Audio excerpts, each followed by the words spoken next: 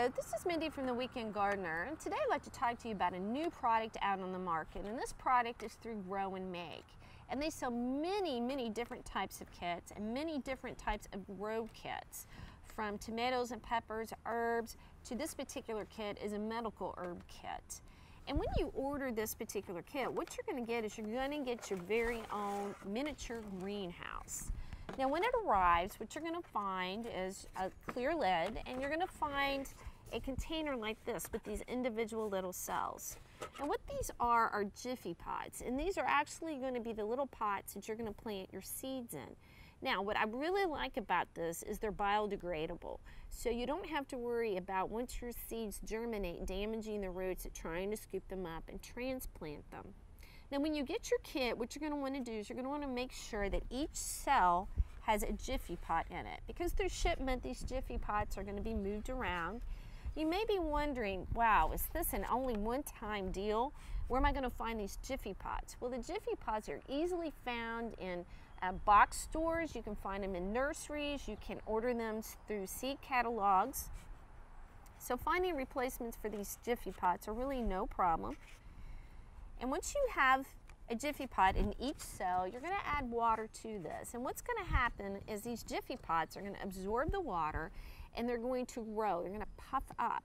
And what is in here is sphagnum moss, and sphagnum moss holds a lot of water.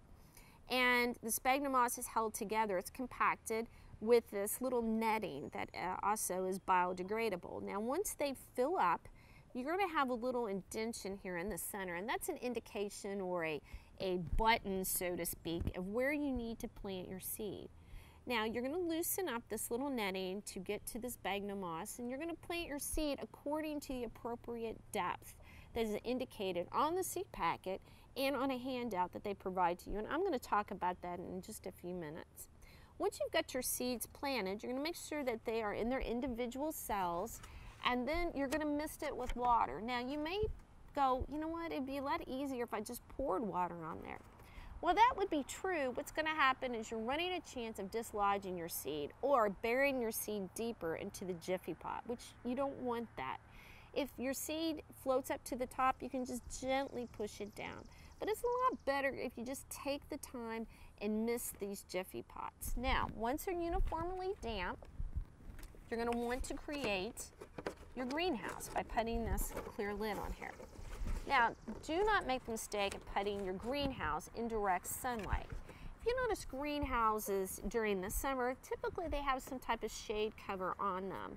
And that is to cut down on the solar radiation and keep that greenhouse from building up so much heat. Also, they'll have vents open and typically have the doors open to help move that excess heat. If you allow this to be exposed to direct sunlight, there's no place for this heat to escape.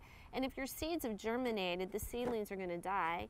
And if the seeds haven't germinated, then you're running a chance of actually baking or killing your seeds before they have an opportunity to germinate. Now, as I stated before, they do provide you some handouts, and they're covered in plastic, which is great. I have done lots of gardening and had soil on my hands, and my hands have been wet, and I've picked up instructions and I've ruined the instructions. But this company has thought this process all the way through. They've actually covered these instructions in plastic, so they're reusable. And if your hands are dirty or wet, you don't have to worry about it. You can pick this up and wipe it off or shake the soil off at a later date, and it's just perfectly fine. Now, regardless of what type of kit you purchase, it tells you how to plant the seeds. It tells you about germination, what the optimum temperature for germination is. It goes you step by step by step as far as the growing process, regardless of what type of seeds you've decided to grow. The other thing I really like about this, it talks to you about transplanting and gives you some options if you want to create your own biodegradable containers. It has a site, and Grow and Make site, that will show you how to make paper pots, and it also gives you an opportunity to explore Grow and Make site and pull up some other eco-friendly biodegradable pots if you have interest in that. And those are really great to grow your herbs on the windowsill. The best part of this is it talks to you about how to hardening off. And a lot of beginning gardeners make the mistake of their seeds germinate, they transplant them, and as soon as they have the first day of warm weather, they put those plants out in direct sunlight, and they end up burning the plants off. So they explain in great detail how to properly harden off the plant material. Now lastly, about the seeds you get.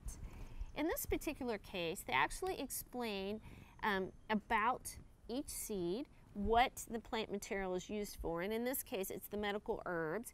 It tells you the planting depth, it tells you how many days it's going to take to germinate, and it also gives you the optimum temperature by which you need to keep the seeds to have the best results as far as germination.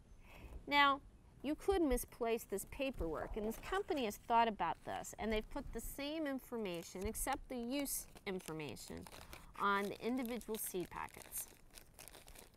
So when you go to plant your seeds, you have all this information already on the seed packet, and these seed packets are resealable. So if you decide you don't want to plant all the seeds, you can reseal these, put them back in this plastic container, and put them in your refrigerator until next year. Now, you may be wondering, where's the best place to put this? On your countertop, and that's why they refer to this as an indoor countertop herb garden.